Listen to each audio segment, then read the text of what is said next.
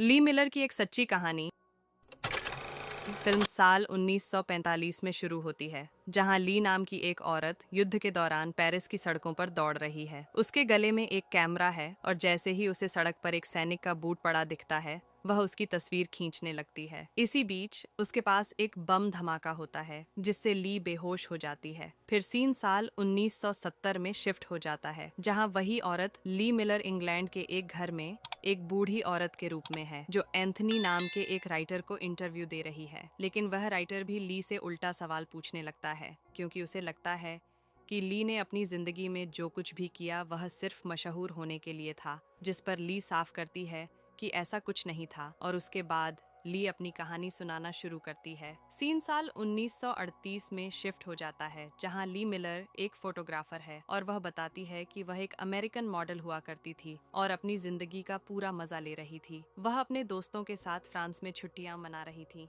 तभी उसकी मुलाकात रोलैंड नाम के एक आदमी से हुई, जिसके बाद दोनों करीब आने लगे और बातचीत सेक्स करने तक पहुंच गई।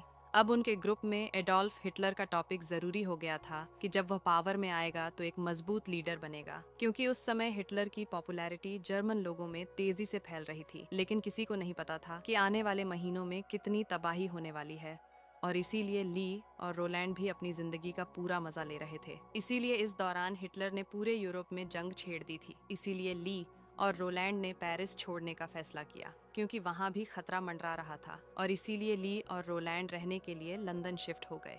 और ली ने उसी समय मॉडलिंग भी छोड़ दी थी, क्योंकि वह अब 30 साल की हो चुकी थी और उस समय कोई भी 30 साल की औरत को मॉडलिंग करने का ऑफर नहीं देता था। इसीलिए उसने फोटोग्राफर बनने का फैसला किया और वह वोग नाम की एक मैगजीन के लिए काम करने लगी, जो असल में एक फैशन मैगजीन थी।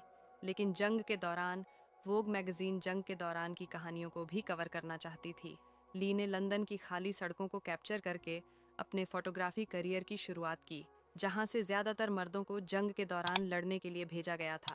और ली के कुछ दोस्त अभी भी पेरिस में फंसे हुए थे, जिन्हें नाजी सेना ने पकड़ लिया था, और यह सोच ली को परेशान कर रही थी।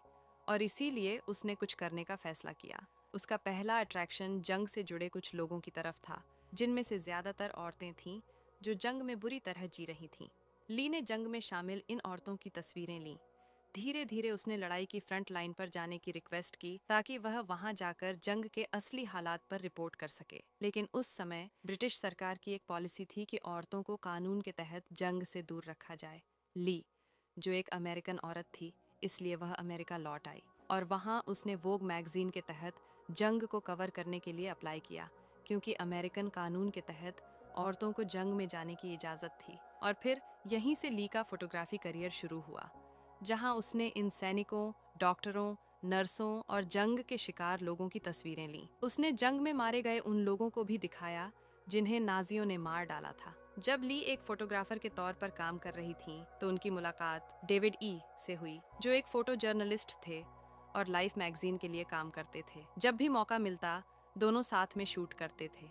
पेरिस की आज़ादी के बाद ली एक दोस्त से मिली जिनके पति को नाजी ले गए थे, और तब से उन्हें नहीं देखा गया था। उस समय लोगों को नहीं पता था कि नाजी कैंप में लोगों को कैसे टॉर्चर और जेनोसाइड कर रहे थे। यह देखकर ली पर मेंटली और फिजिकली बहुत बुरा असर पड़ा, और जब ये फोटो दुनिया भर के अखबारों में छपी, तो उनमें नाजी जेनोसाइड का भयानक मंजर दिखाया गया और बताया गया कि कैसे नाजियों ने चुपके से लोगों को खत्म कर दिया था। और इस अनुभव ने ली को बुरे सपने दिखाए, और एक फोटोग्राफर के तौर पर उन्हें जो सदमा और स्ट्रेस महसूस होता था, वह अब हमेशा उनका पीछा करता था। और इसीलिए उन्होंने शराब और ड्रग्स का सहारा लेना शुरू कर दिया।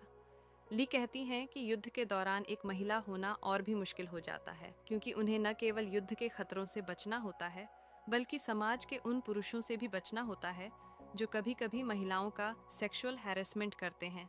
और ली ने उन औरतों की तस्वीरें भी लीं जिन्हें जंग के दौरान जर्मन मर्दों से प्यार हो गया था, लेकिन वो मर्द कभी वापस नहीं आए, जिसके लिए समाज ने इन औरतों को सबक के तौर पर सजा दी।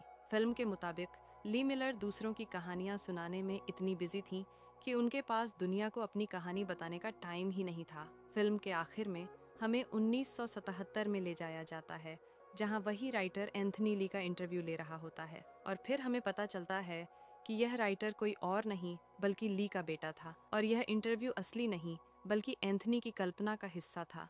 क्योंकि ली मिलर की बचपन में ही मौत हो गई थी और ली मिलर की यह कहानी उनके बेटे ने ली की खींची हुई फोटो और कहानियों को देखकर बनाई थी।